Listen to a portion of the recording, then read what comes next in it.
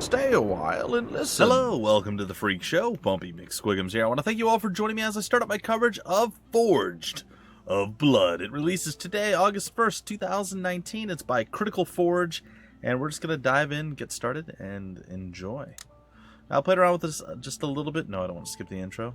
I want to see this stuff. Humankind has always been inferior to us. Their short lives driven by primitive survival instinct and immediate fancies rather than the nobler pursuits of our kind. That is why they serve us. And we, in turn, guide them for millennia. That all changed, of course. It started, as many tales often do, with an ordinary evening. A sleepy castle in the moonlight, a world on the brink. A royal family together for one final moment before. Fire, blood, and war. At the head of a new insurrection, the humans of Atiris have risen up against the rule of their betters, hell-bent on governing themselves into oblivion. Outnumbered and taken by surprise, defenders fell by the dozens, as the human swarm only grew in number. Amidst the chaos of the siege, a king stands with the last of his men. Sword in hand, the king uttered one final command to his aide. Quintus, see to my boys, and led his men in one final sally. Time to call me Sally. Wait, what? No, that's. I don't think that's what they were getting at. All right, Forged of Blood, ladies and gentlemen. It is going to be some fun. I've been looking forward to covering this. I played around with it a little bit, just got like just vaguely familiar with what's going on, because again, I tend to like to have that first hands-on experience, like legitimately. But I kind of want to take a peek, and I'm like, ooh, this is gonna be good. So then I stopped. So here we are. We're about to have it be good. And yeah, we are going to play through the tutorial, given that be an option. The tutorial is more of, I think, like pop-ups and things of that nature, so we'll see. Welcome to the world of Atiris? Sure, Atrius? Something like that. No, we'll say Atiris.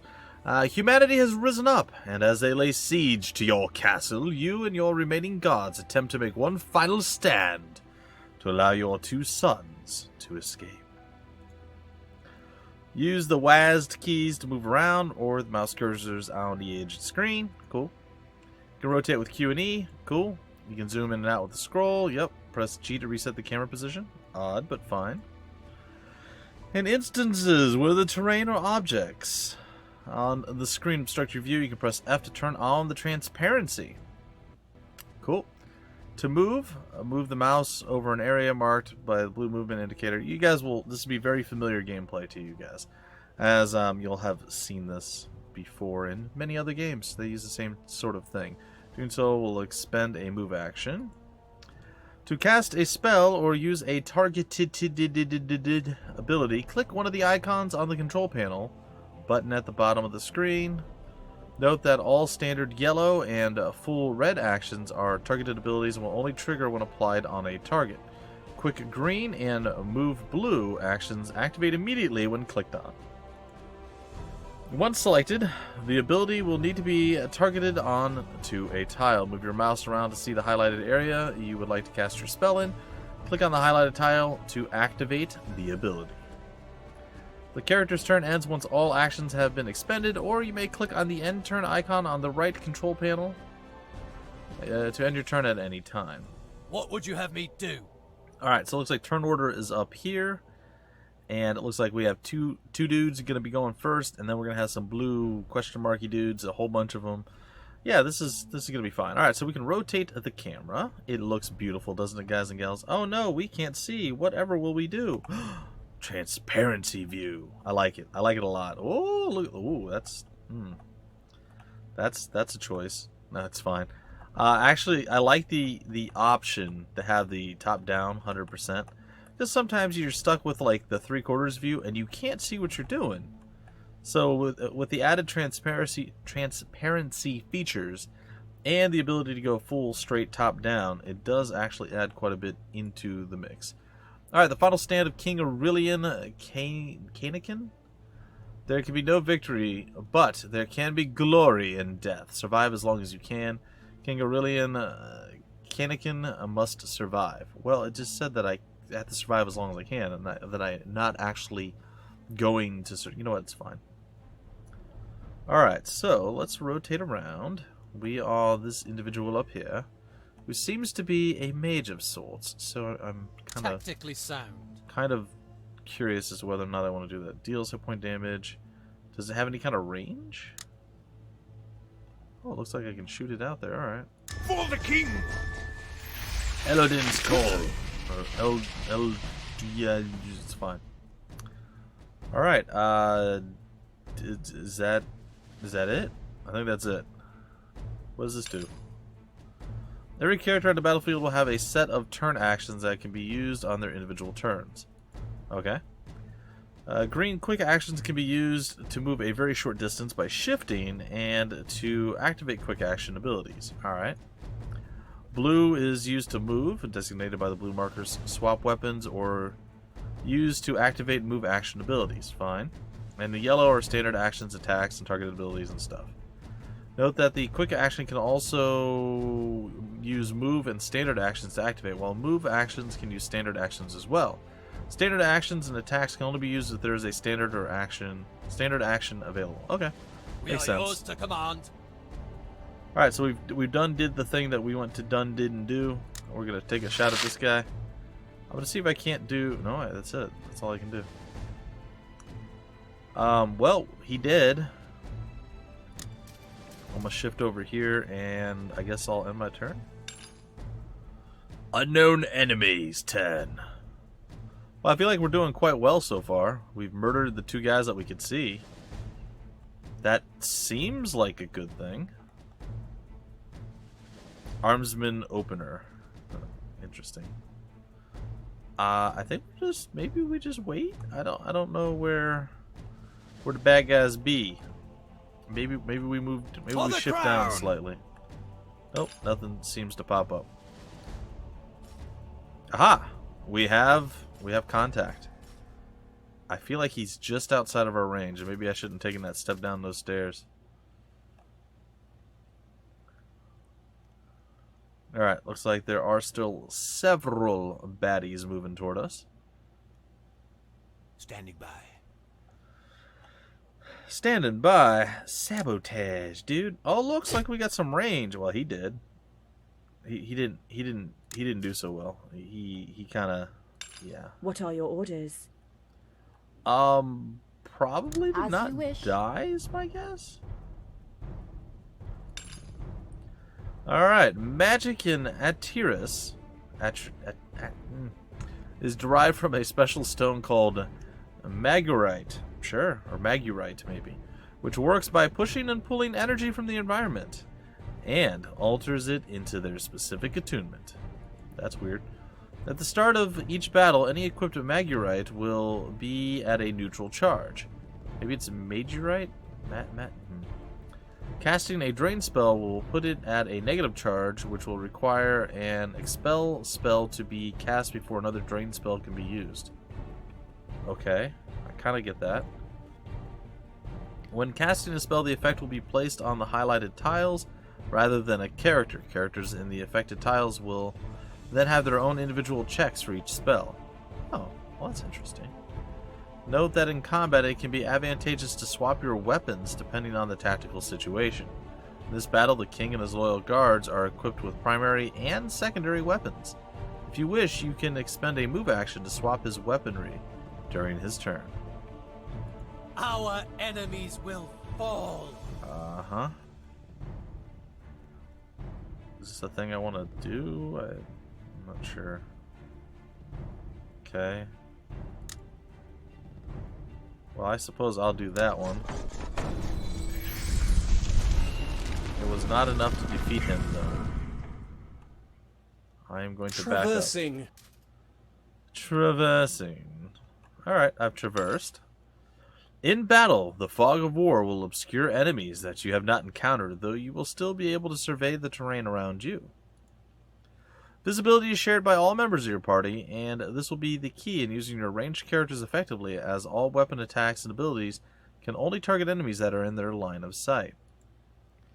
Line of sight is measured by a straight line drawn from a single character to its intended target. I know what line of sight is, man, but I appreciate the explanation. On the battlefield, large objects like buildings and terrain that cross this line will block the vision and the ability to target beyond it, while smaller objects like trees, barricades, and statues provide cover to varying degrees. Starting to seem familiar, isn't it, ladies and gentlemen? Note that Magurite spells can be cast on tiles within the Fog of War, provided that the caster is in range. Sire? Can I shoot you, buddy? No? What if I shift down here? Now can I shoot you? Oh, I totally can. Nailed it! I'm gonna shift back up here. Alright, bring it on. What you got? What you got? That's all you got? Come on, that was nothing.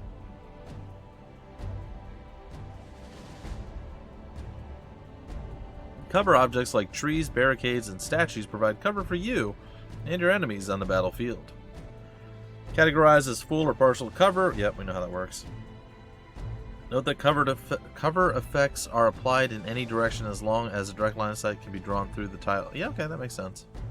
So basically, if you have cover behind you and you're facing, like it's to your back and somebody's standing in front of you, it's not going to do any good. But if they're behind you, and you get the idea. So like if it's here and the person is here and they're trying to hit you and you're here, it's going to be, providing cover. If you're here and the cover's here and the person's there, it's not going to work. It's fine. Press the Alt key for additional tactical context like attack range, cover object health, okay, and spell effects on tile. Go forth and defend your home. Good luck, Commander. On your command. On your command, my lord. Yeah, no, that's fine. Alright, Tab is supposed to swap weapon?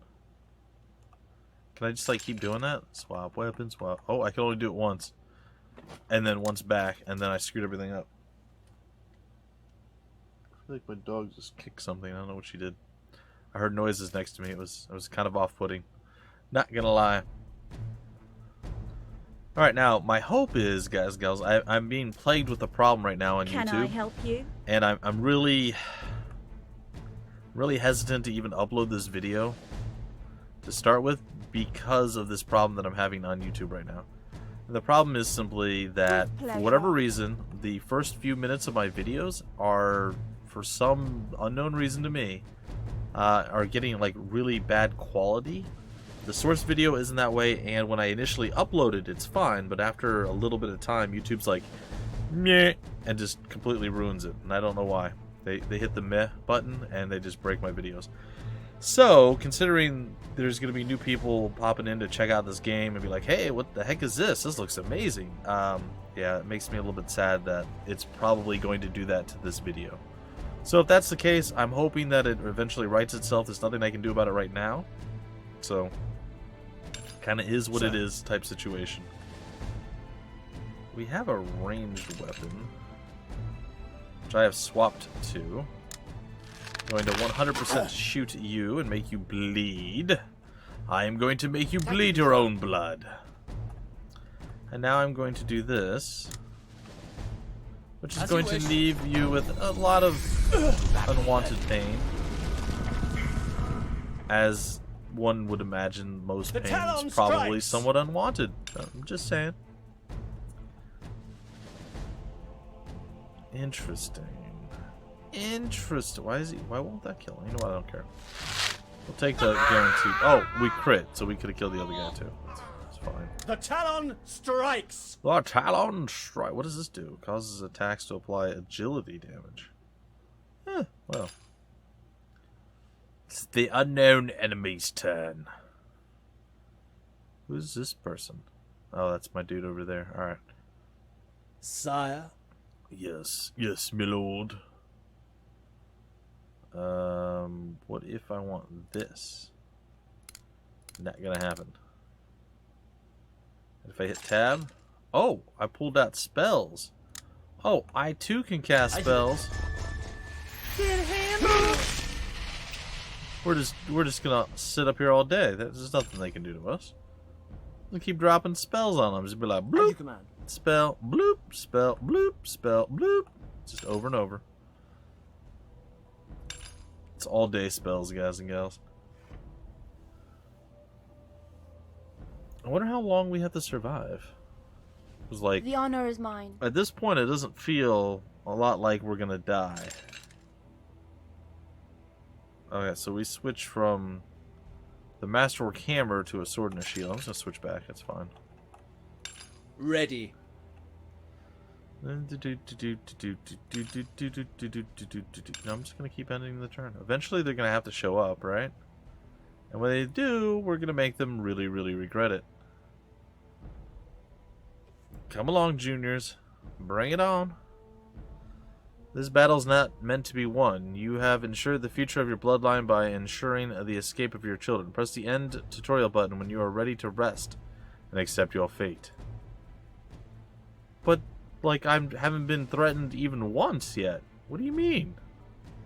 What do you mean it isn't meant to be won? I could do this all day. I mean, I might run out of arrows eventually, but it doesn't feel like it. Let's get on with it. Whatever. on. We'll end the tutorial. I mean, there's no point in trying to survive. This was kind of an introduction on how to play the game. Okay, so let's advance the storyline. That's a horrible sound that I never want to hear again. Well, everybody's dead. Yay! Theirs was a valiant stand by any measure. Nearly unmatched in single combat, the king and his men held their ground against the unrelenting mass of humanity. Each life given willingly, each sacrifice stubbornly prolonging the inevitable. The king is dead. Long live the king.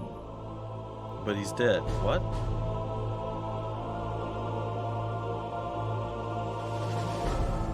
And so begins their story.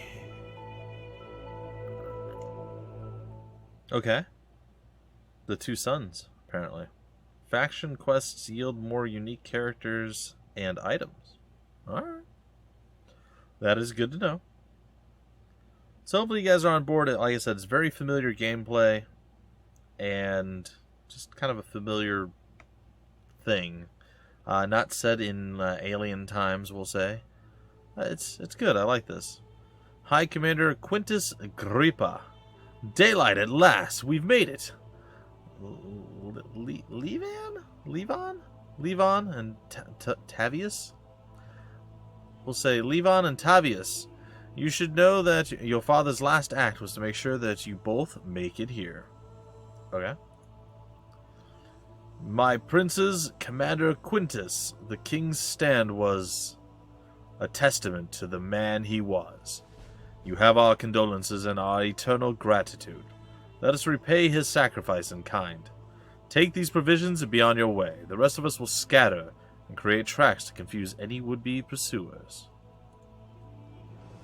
Commander Quintus, allow me to accompany you and the young princes. The king spared me from his fate. Now let me give my life to his heirs. Very well. My princes, take the moment to rest and look over this map. Huh. Well, looks like we got a long way to go. Judging by the position of the sun and the body of water to the south, the tunnels must have led us under the river and into the Volcariat. From here, I say we make for Genevan Castle. Sure. That old ruin. Over there, huh? That ruin is your ancestral home, and the only place in which you could safely, or your safety can be guaranteed. We can rally those who are loyal to your family there. Until then, we have a long march ahead. And how do you propose we get there? Well, with one foot in front of the other, dear boy, come, we'll need supplies and weaponry for the road ahead. There should be a small red guard supply cache nearby. I guess that's where we're going to go. Fine, you take point. Tavius, young monarchs being expendable and all. Okay. The king is dead, the castle has fallen, and the surviving heirs must now make their way to Genevan Castle. This is a strategic map. From here, you will command your characters and guide them across the world of Atiris. I just can never decide on a pronunciation, can I? The surviving heirs, their mentor, and a loyal guardsman now make up your first party, as marked by the wooden pawn on the map. Oh good, we're a pawn. That's great. On your journey to find a safe refuge from the war, you will encounter many opportunities to take on quests. Quest markers will dot the landscape, and the choice to engage will be yours.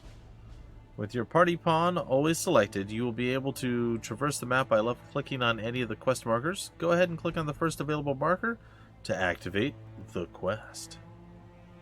You know what? I could do that, or I could leave you guys wanting for more, and I think that's what I'm going to do instead. So, this was kind of a first taste, kind of to whet your whistle, as it were, and we're going to, we're going to leave it there. But the next episode should be coming hopefully this weekend. Along with, there's just so developers, stop making games at the same time. There's so much stuff coming out right now, it's ridiculous. I'm gonna die in real life. There's no time to do all this stuff, so probably gonna kill myself. Not like suicide, like just fall over due to exhaustion. Let me clarify there. Anyway, fantastic stuff. I'm really looking forward to seeing how this game develops, and like it's out of development, but like what develops in the storyline and the along the lines of the game, what happens in it. Yeah, I'm eager to try it out, eager to check it out, eager to see how it all plays out. So hopefully you guys are as well. If you want more information about the game, where to get the game, information on the developer, or any of that wonderful fun stuff, it'll all be down below in the description of the video and various links like it always is. Thank you guys so much for checking out the video. I really hope that YouTube doesn't ruin the first few minutes of it like they've done to like the last 7 videos I've uploaded. I'm going a little insane right now, I'm not gonna lie. And subscribe to the channel, guys and gals. And until the next episode, I'm Bumpy McSquigums. Thank you so much for stopping by the Freak Show, and I will see you later.